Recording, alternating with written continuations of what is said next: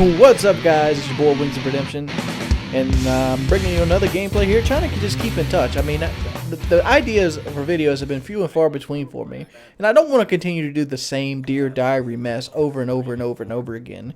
That's been pretty much plaguing the commentator scene for a while now. I want to do videos with substance, but at the same time, I'm at a huge writer's blocks for ideas, to talk about. And like, it seems like everything that you do, it's a race to do to the topic itself. Like PlayStation 4 was a hot topic, and then if you mess up any information that is wrong, you should do these huge book reports. But at the same time, this job doesn't pay that well, pimp. I don't get paid like a street journalist gets paid. So it is what it is. But on the flip side, been really enjoying League play. I've been looking forward to getting more into League play. I've been trying to work out my guns. I've come to the standard realization that there's only really two assault rifles that you actually should use in League play, and that's the M8A1 and the FAL. Those are pretty much the only two that's really competitive at high end. And the reason the M8A1 is so competitive at high end is because its spray ability. And what did I mean by that? Well, since it's a 4-round burst gun and it kind of has a really quick burst, you can almost like wave it like a snake. Like you can just go back and forth with the stock and just shoot the bullets and just hope they hit, and they hit a wide area in itself. Whereas the SWAT's more of a precision rifle, which is good if you're shooting across the map and want to get one burst against a sniper or something. But for the most part, it doesn't really help you at all. And yes, this is a target finder gameplay. I've been trying to wean myself off the target finder, but I like the sight so much, and in some parts of something in my belly just anti-scrub. And like, what do I mean by anti-scrub? Well, when I was growing up and learning how to play competitively or in a competitive nature, I learned if it's in the game, you use it. For example, back in the day, I played Mortal Kombat Deception.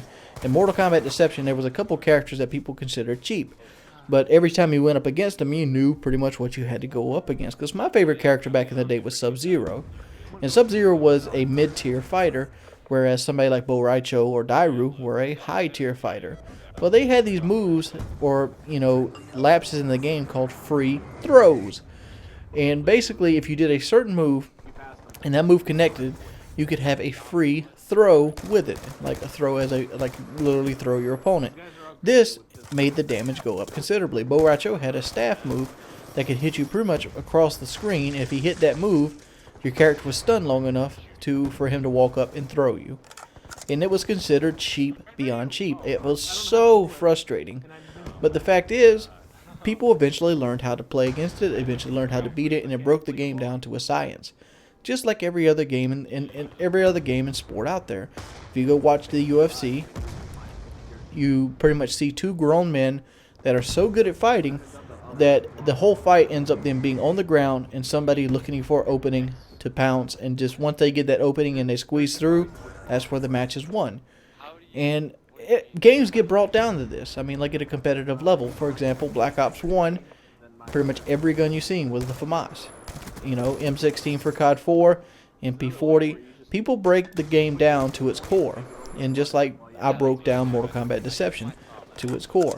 Mortal Kombat Deception was basically a big game of paper, rock, scissors. But you wouldn't know this looking at it at face value. There was 3 kinds of hits. There was a high hit, a mid hit, and a low hit. You had to guess. There was only 2 blocks. There was a high block and a low block.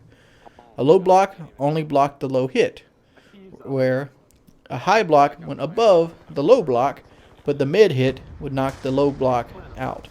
And vice versa. Then that's basically where you adjust your poke game, and you go from there, and you just kind of keep people off balance.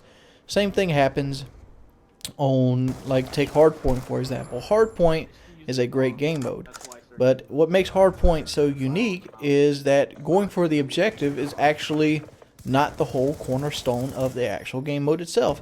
Yes, the objectives will actually get you the win, but a smart team goes for the anchor.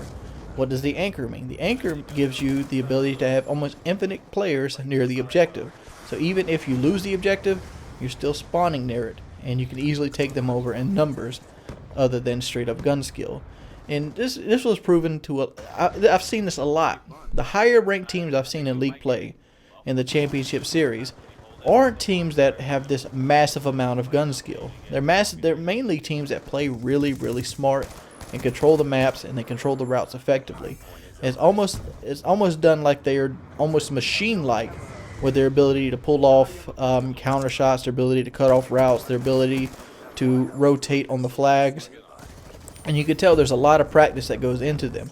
This team we're facing right here is by no means a great team. This is just one of the thrown together teams that I did really well against. My KD's dropped 0.6 points playing league play, mainly because there's a lot of trade kill games where basically you trade a kill for a kill, and I find myself constantly in that state of being, and I haven't been playing public pretty much at all. I mean, because public doesn't have that thrill of the win. When I win a public game, it's almost expected. When I win a league play game, it's like, yeah, conquest. But it is what it is in that mannerism. What else happened in the world today? Well, Crysis 3 dropped this week, and I haven't had a chance to pick Crysis 3 up, but I do plan on doing a Let's Play on it. And for some part of me, I want to do the Let's Play on the PC version of it, so it's not an upscaled 1080p, it's an actual 1080p. And one, I find it easier to do commentaries on the PC versus doing them on the Xbox. But the downside of it too is the achievement whore in me. I really, really, really, really love getting achievements. And like Dead Space didn't have any achievements for the PC version or Origins. So that was kind of a bummer, because I feel like if there's no achievements, I feel like the game I bought was just whatever time I spent playing it and having that little fond memory for it. And I don't feel like I got my full $60 out of the Dead Space game. And I feel like I would get the same effect on Crysis 3. If I bought it on PC, I wouldn't have anybody to play with if there was anybody even playing it. I feel like Crysis 3 would probably suffer for the same fate as Black Ops 2 on PC. There's probably going to be like 1,000 people on it at any given time, and nobody really there to play it. And then you have to worry about hackers on top of that. It's just not my thing. I'm not a very competitive person when I play PC games. And like, being competitive is fun at times, but at the same time it's draining as well. I think a lot of people are actually getting tired of competitive gaming in general. Not to say that the new age or competitive gaming is waning, but I'm talking about this generation, my generation. People in my age group are getting to the point where they no longer want that competitive game, or maybe it's just me, that I no longer want every game to be a competitive game versus a game that's just sitting down somewhere to have fun and relax. Because recently I've been having more fun playing Resident Evil 6 with my buddy Magmar than beating rank 1 teams in Call of Duty Black Ops 2. And yeah, I've been really wanting another co-op gameplay to play with one of my friends. Do you guys have any suggestions to do that? Because those are the funnest things I have to do to Let's Play. Because it's just a fun experience just playing with your buddy, and you don't feel so long, and it doesn't even feel like work when you're actually sitting there playing with your friends.